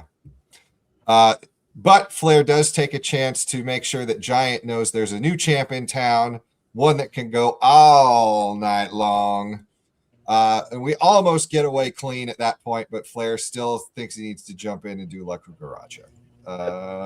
Hey, man, the La Cucaracha went over when he busted it out. The fans popped for it. So you can, dumb as it is, the fans are eating it up. So I think we get a commercial break in there. We come back to Eric. And he's putting WCW over because they've got Sting. They've got Lex Luger. They've got the Macho Man. They've got the Giant. They're not going down without a fight to these outsiders and their New World Order. Heenan's confident that they've got a lot of horses and a lot of guns, and now they know who the third man is. So I guess everything's fine. It doesn't sound at all like people that are panicking and trying to convince themselves that there's nothing to worry about. Maybe the Giant will come out and give him a hug and let him know that it's all going to be okay. What's not going to be okay is the next match, because Luger is supposed to be facing Chris Benoit, but he's not able to wrestle. There's no word on his condition somehow, which is interesting. It's only been 24. It's only been like 22 hours. They haven't had time to get an update from the hospital. Plus HIPAA. Plus, this gave them the opportunity to finally show us two of the pictures they've been promising. Yes, this is true. We see poor Mr. Luger, I guess, it'd trigger a massive cardiac arrest. I don't know, but he's that stinger splash did a lot of damage. So instead, we have Chris Benoit versus Sergeant Craig, the Pitbull Pittman, coming out with Teddy Long. Benoit's in pretty rough shape too. I think it kind of looks like that Shiner was really good. Yeah, I think he got the worst end of it last night, honestly, compared to Sullivan. But as he's coming down to the ring, Eric calls him a Wolverine. So the little seed for the future getting planted there. The match starts out, and I think the biggest shock of all, in what is very clearly going to be just a Benoit gets over kind of squashy thing, Pittman comes out like a house on fire, and he looks like $1 million. He delivers a belly-to-belly suplex that is picture perfect to Chris Benoit. Gets some quick offense in. Eventually, Benoit cuts him off doing the corner, go hide in the corner. The ref comes in to break him up, and then you elbow the guy thing. But Pittman was looking pretty impressive coming out of the gate, Joe. He sure was. And then shortly after Benoit cuts him off, he gets down on the mat and just absolutely paintbrushes him across the back of the head. So I don't know if one of those suplexes was a little snug and Benoit didn't like the landing, or if Pittman went off script and Benoit didn't appreciate it, or quite what happened there. But there's a little bit of bad blood brewing very quickly in this match. Yeah, somebody was getting a receipt there for sure. I made sure to, the thing that really stood out to me in this, partly because Pittman comes out so fast, is that Benoit is then in top gear for the rest of the way. And his motor just puts him so far ahead of anybody else on the roster right now. I mean, he can go and go and go, and he has no stop in him. But yeah, like you, I had some questions if maybe some things were going on in the ring that were not supposed to be going on, because this looked like it was about to turn into just a shoot fight in the middle of things here. Benoit goes outside. Teddy Long starts to argue with him. Pittman saves him. Benoit and Powers go back in the ring, and Benoit puts on the crossface. At which point Teddy immediately throws in the towel. Doesn't give Pittman a chance to get out of it. Or struggle, or show that he's fighting at all. He's just immediately hits the ring and tells the ref to call for the bell. I don't know if, like you said, things went off script, or if Teddy is just thinking we better end this here because somebody's going to get really hurt if I don't do something. Yeah, if you watch when Pittman is locked in the crossface, as the referee is down there checking on him, he's giving a thumbs up. Mm-hmm. He's making sure that we know that this hold isn't bothering him. Yeah, very, very strange. Very strange match, Matt. Thoughts? I don't know. I can't imagine we had a real big rating on this one. No, it kind of went off, like you guys talked, it kind of went off the rails. I don't know, and I guess we'll see as the weeks move on if the towel was an actual angle to build to something, or if Teddy had noticed that Benoit was pissed and he was legitimately concerned that Benoit might try to break his arm. I'm not really sure where this is going, if this is building to something. I mean, it was a quick match. Obviously, it got a little ugly there when Benoit got pissed. It was a solid 2.5. There was one thing I wanted to highlight that came off commentary from there. It's about the second time it's happened this month, or this show so far. Bischoff said they'll show those pictures from what'll be a defining moment in wrestling history. At this point, they didn't know it, but there was a couple times when commentary just nailed it on the head about how big the main event would end up being. But it was just something that I noticed that they were sprinkling in there that might have been throwaways at the time, but turned out to be legitimately the truth in the end. Yeah, Joe, what do you close the book on this one before we move on? Yeah, I said half a star. What we got, super great. Amazing. Like, both guys really are clearly. I mean, not that we don't already know this about Benoit, but we don't know. None of us are as familiar with Craig Pittman. Both like everything they did, super crisp. But it was clear that we were not doing what the plan was, and there's no resolution of any kind as to what happened there. The announcers clearly also are a little confused by what they just saw.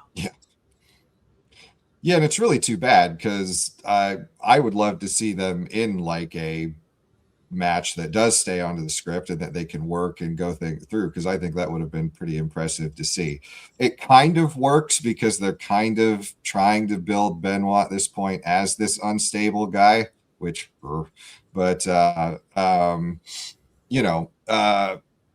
so in a way it kind of works for what they're building with him. But yeah, it definitely had the feel of something flying off the rails and just barely hanging on.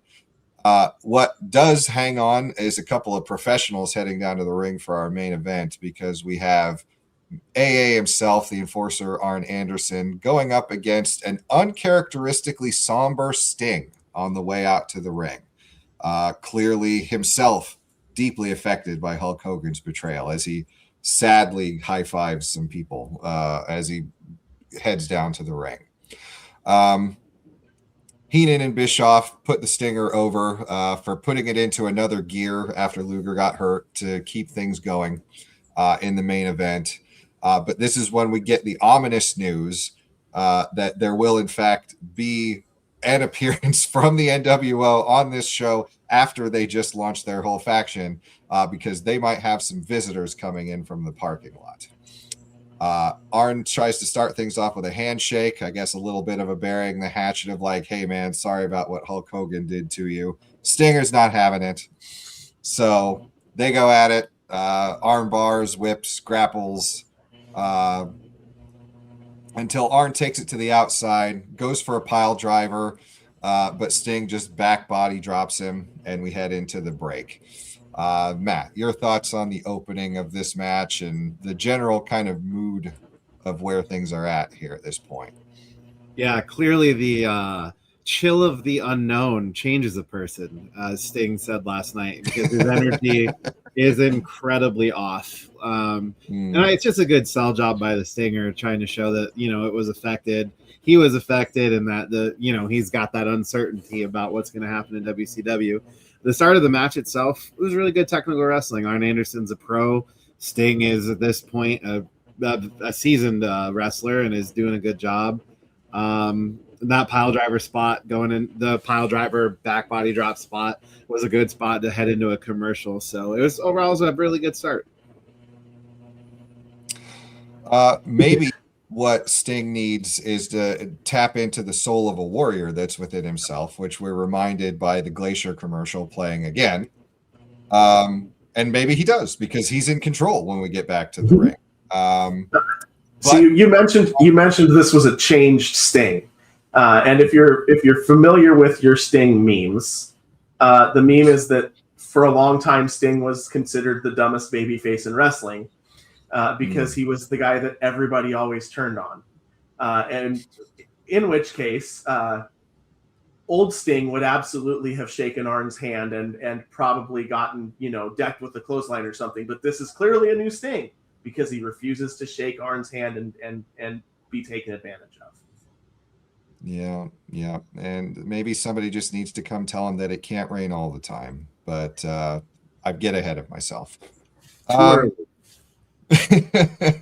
So Arn takes control back with his spine buster out of an Irish whip that leads to a double down. You don't see that all that often, where both men are knocked out from the spine buster. But the panic is rising because the outsiders are on the way. Eric Bischoff implies that somehow the Disney Corporation can't afford enough security to stop Kevin Nash and Scott Hall. They remind us that there are children here, apparently thinking that the two men are going to come attack some kids at Disney World. That's the level of the outsiders' villainy truly knows no bounds. Arn gets Sting up into the abdominal stretch, starts using the rope for leverage before Sting hip tosses him out of it, only to go for the splash and land on Arn's knees. Yeah. At which point Arn tries to use his knuckle lock pinfall. I'm curious. I'd be curious to see if that ever works in any of his other. If like you go back to the 80s or territory days or something. If suddenly that was a successful maneuver. No, you're just trying to wear your opponent. They talked about it in commentary. You're just trying to take the air away from your opponent. You're making him kick out. I think the other thing that I think it needs to be mentioned here that you're underselling as the greatest enemy is the heat. When we come back from commercial, Arn Anderson is literally sweating like a pig. They cut to him and it's dripping off of his face onto Sting. He's literally soaked from head to toe in sweat. I love Arn, but I think Arn would sweat like that in a blizzard. Yeah, and it's we're well into the nighttime at this point, so things should be cooling off a bit by now. But yeah, the knuckle lock pinfall fails twice. Stinger gets control back as the outsiders start making their way in from the parking lot, cut off by the quote-unquote security at ringside. And the match just kind of stops for a beat at this point. As Arn and Sting and a mystery appearance from the Macho Man, don't know where he was at this whole time, but suddenly he's here. Come out to go give the Outsiders a stare down through the ropes, challenging him to break through the security, I guess, and come get him, but the Outsiders aren't having it. This, of course, ends with Arn trying to capitalize on the distraction and try to, I forget what exactly he does to try to get Sting, but Sting reverses out of it, puts him in the Scorpion Deathlock, and stares eye to eye with the Outsiders as Arn taps out. And apparently that was intimidating enough because the Outsiders turn around and head back to the parking lot. So we'll finish up with the big promo fest that happens at the end here. But what did you guys, Joe, what do you think of our main event as it sort of rolls out? It's solid. It progresses the story. I feel like this must be one of those rare cases where we actually missed some stuff during the commercial. It feels like it wasn't just rest holds. But what we did get, it's like 2 stars. It would have been nice to get to see a little more of the match, but part of that is a big mark for Arn Anderson. So I agree. Matt, your thoughts? Yeah, I'm in a similar line with Joe. It was a pretty good match. We obviously missed a good chunk of it during commercials, but that's because we had to get the commercials in before we moved on to the actual main event segment. So the go home of the match was, strange, just completely stopping with Arn and Sting coming together to face off with the Outsiders. Macho showing up out of nowhere, Macho being at ringside trying to brawl with the Outsiders over top of security while the Deathlock's put in. But, it was a decent match for where it was and what it was supposed to do in the cards. So, I'm with Joe. I can't wait to see more of Arn. He's just got the most beautiful spine buster in the building. And, it's just one of those things where I can't wait to see more. Yeah, what we can't wait to see more of is some more interviews about how Hulk Hogan has affected WCW. But I'm making a joke, but we go into an interview between Gene and Sting, and this promo by Sting is actually very impressive, in my opinion. Sting, not always known for being the greatest promo man in the world, delivers one here that is blistering.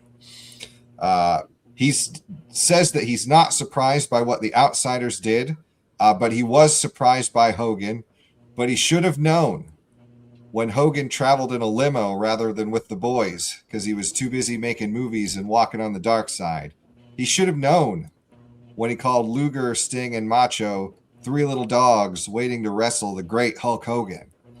He made a mistake, but Hogan made a bigger one when he trashed and wiped out every kid, every person that patterned their life after him. He told them to believe in the man upstairs, say your prayers, eat your vitamins, etc., and believe in yourself. And it's a good thing they did because they can't believe in you. Which, good line. Should have ended the promo there because then we go back to, you told them to stick it. No, you could stick it. Yeah. So, fumbled the landing a little bit there, but good promo all the way through. Yeah, I thought it was really good all the way through. Like you said, right up till the ending. In my notes, I wrote something to the effect of "You stick it, Hulk." Strong words from the Stinger, who comes off here like such a geek. Yeah.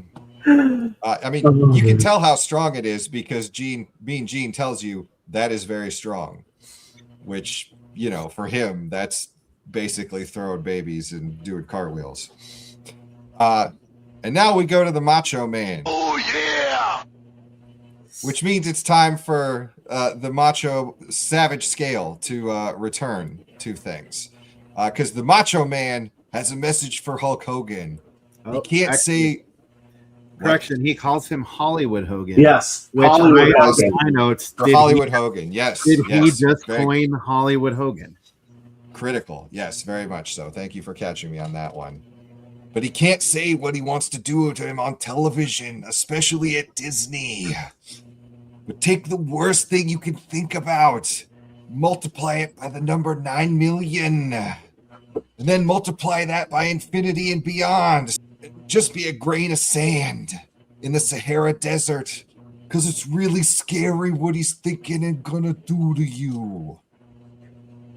So where are we thinking on our savage scale? Reminder for the crowd, this is a scale of 1 to 5, 1 being macho, trying to deliver a normal person promo, 5 being full-on man of the hour, tower of power gibberish.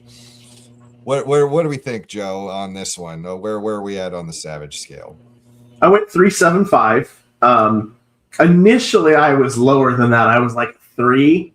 I think that was because it was coming right off the back of the Sting promo, which just really caught me completely off guard with how good it was, just like it did you guys.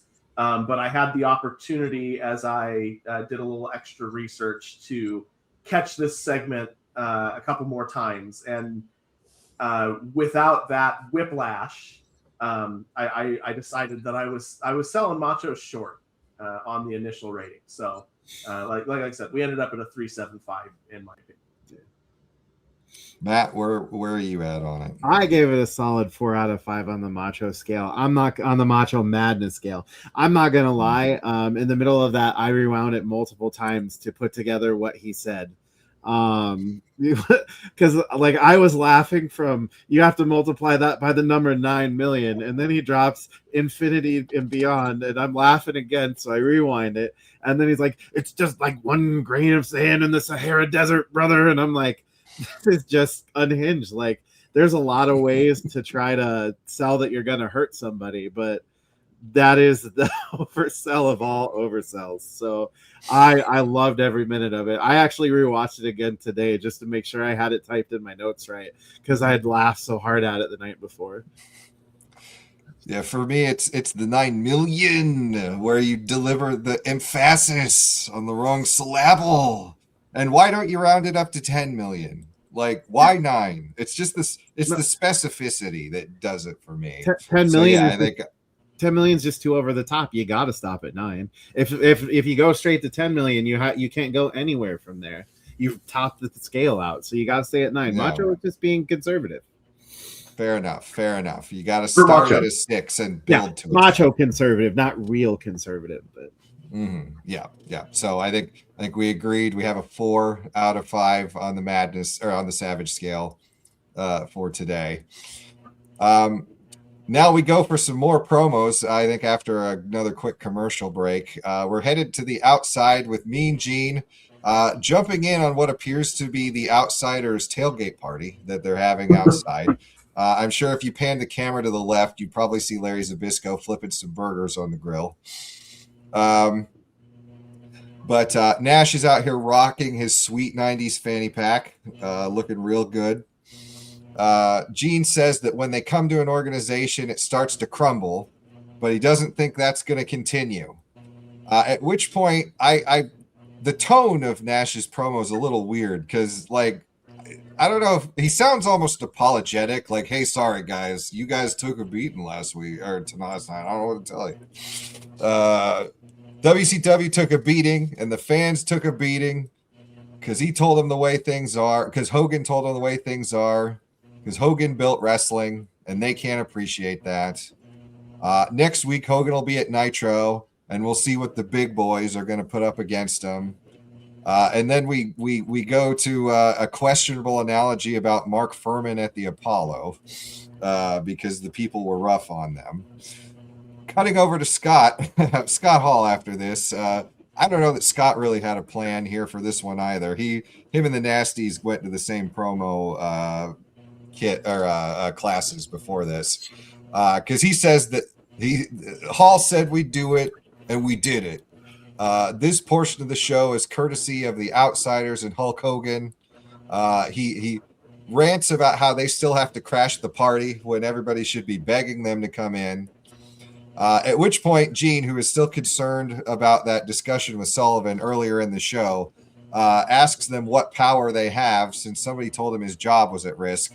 But Hall lets him know he's got a job with the New World Order. Gene says he has a job with Turner Broadcasting as we pull away, but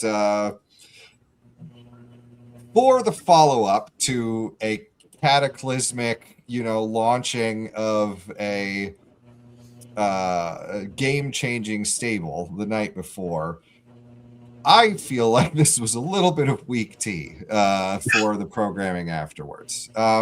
Admittedly, they don't know what they didn't know what they've got going into this thing, and they have to put it together literally the next night. But yeah, not super. The WCW side of it, honestly, gets the better end of this. Comes off looking better at the end of this than anything the Outsiders are doing. The Outsiders just seem like they're content to go crack a cold one out by their limo and call it a night. Yeah. Hall does save it a little bit at the very end. He does make a point of like remarking on the Hollywood Hogan remark to point out how jealous all the WCW stars are of Hogan. And he does get in a really good line about Luger didn't get hurt. He just fainted when he saw us. This is true. Like that was brilliant. Like if we could have skipped about 3/4 of the first part of what he said and just led with that, I think this would have been a completely different promo. Yeah. And another thing that I noticed in the middle, well, not the middle, at the very beginning, when Nash was putting in his remark, there was one point where I didn't write the whole line out, but he went to say something about the New World Order, and he completely flubbed it and just called them the World Order instead of the New World Order.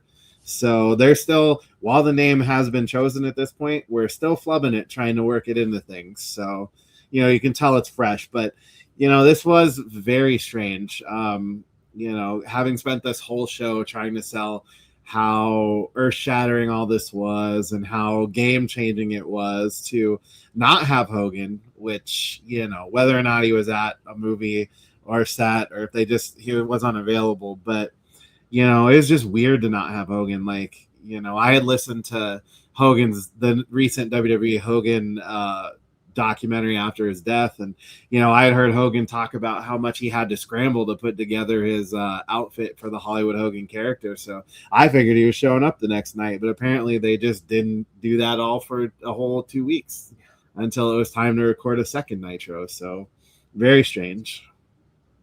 Well, thankfully we can bail the program out shortly thereafter because the long-awaited pictures are on the way. Tough to recap those on a podcast, but we talked about it plenty last night. I did think it was kind of funny because in the sequence of pictures, you have Hall's pointing at Luger and Luger's getting up into his face, and then the next picture is Luger getting rolled out on a stretcher. So, I think that pretty well summarized his contributions to the night. But you've got a picture, the picture of Hogan in mid-leg drop and then the ring getting covered in trash. We end with Bischoff and Heenan dismissing the idea that Hogan is putting out that wrestling was built by him and him alone, but rather that wrestling was built by people like Bobby. Bobby seems honestly legitimately put out by that whole thing, working a career that he's worked up to this point. I think he's got a legitimate gripe, but we come to a close on this Nitro saga, this follow-up to the Bash at the Beach. And so that brings us to what I'm kind of thinking we'll do with some regularity, which is sort of the closing topic for all of this, for the show. Closing thoughts for the whole show. Not having Hulk Hogan on the show. Joe, you mentioned you and I, we've listened to the 83 Weeks podcast about this, and Bischoff tries to go into it and say that, well, you're just building up expectations. You're building up the hype. Do we agree? Or are we wasting momentum with this show? I think I'm going to lean on the side of building the hype. Not because I really actually believe that's what they're doing, but I think it's what they're forced to do because of the fact that they have some outside. They're Hogan's serving two masters right now. He's still trying to establish a film career and also getting swept up into this mammoth angle, unlike anything that we've ever seen in the business before, and honestly, unlike anything I think that we've seen since. But I think they did a pretty good job of doing what they could to use this to hype things up. I think if I could have done one thing different with this show, I would have done the pictures before the main event, because by putting the pictures as the very, very last thing, that segment is just completely dead. There's no heat at all. If they put the pictures before the main event, they could then have gone straight to the promos, and then Eric and Bobby could have used the close that they ended up with, which was a pretty solid close, but it really suffered from the fact that you had this big letdown right before it. Yeah. And I guess I'm of two minds on it. Obviously, I know as me, the person who has been a wrestling fan for a long time, that this works out. This doesn't kill the angle.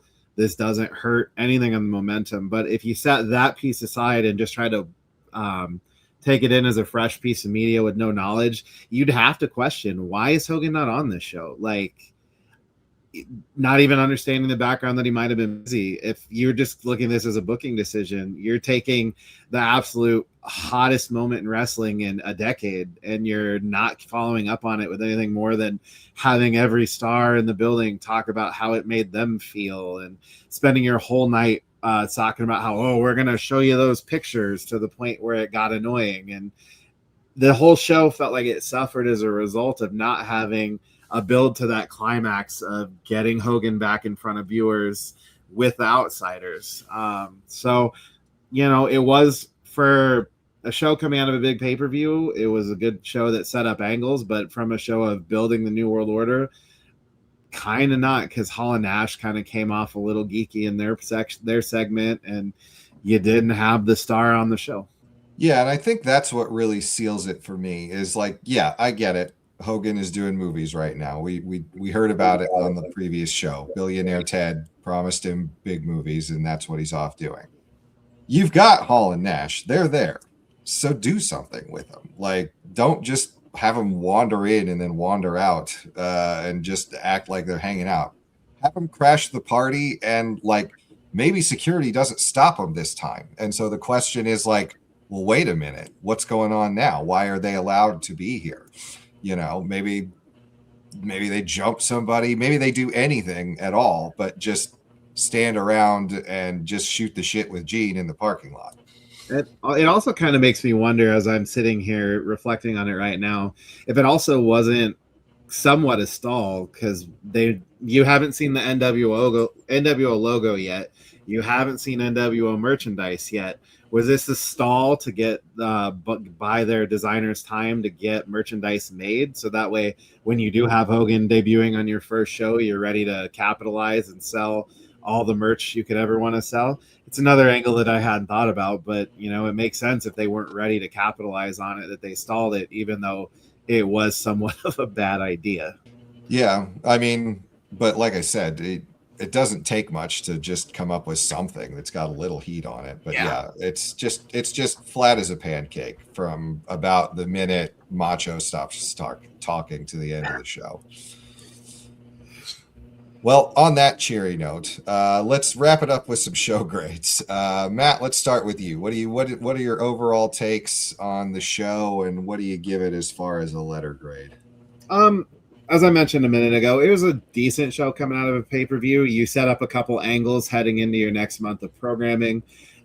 Obviously, you don't move forward the biggest angle in your company, which is a little awkward. So all in all, paired with some good wrestling matches, some okay wrestling matches, and then a couple disappointing ones. I have it overall at about average, about a C. I don't want to punish it too much for the lack of Hollywood Hogan, but at the same time, it's hard to give it anything higher than an average score when you fumbled the biggest moment in your company so far and let it go the way it went on this show.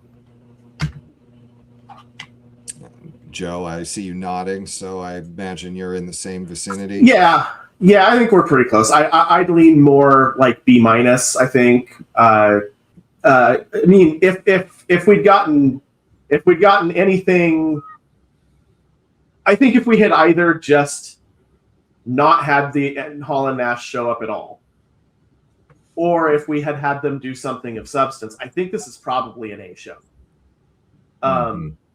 I think having them send in a pre-tape might actually have been better than what they did. Right. Now, granted, they would have had to have had said pre-tape ready before Bash at the Beach. But I think that's the one really big Achilles heel of this show. We know the buffet style is gonna just lend itself to you're gonna have a match or two that is gonna measure up to the rest. So I think we can give the Blue Bloods Dungeon of Doom match. I think we can kind of give that a pass, even though it was a big nothing burger. But not sticking the landing with what we decided to do to follow up with the main event angle hurt a lot. Yep, and it's not very interesting or exciting, but that's more or less where I'm at on it too. Is I think this is probably a C show. I think you've got some highlights with the Luchadors, and Sting and Arn deliver a solid performance. The Pittman match, the Flair match, the Dungeon of Doom. They didn't bring it. The Steiners and Nasty Boys were entertaining, if somewhat incoherent. But yeah, I mean, I think that they were treading water with this episode, is kind of where it was at. And probably stopping to be like, oh shit, we really kind of, this is something hotter than we ever thought it could be. What are we going to do with it? Let's reload and recalibrate. And then of course, the anticlimax of Eric Bischoff just, I guess, didn't feel like showing up. So that's why he wasn't there.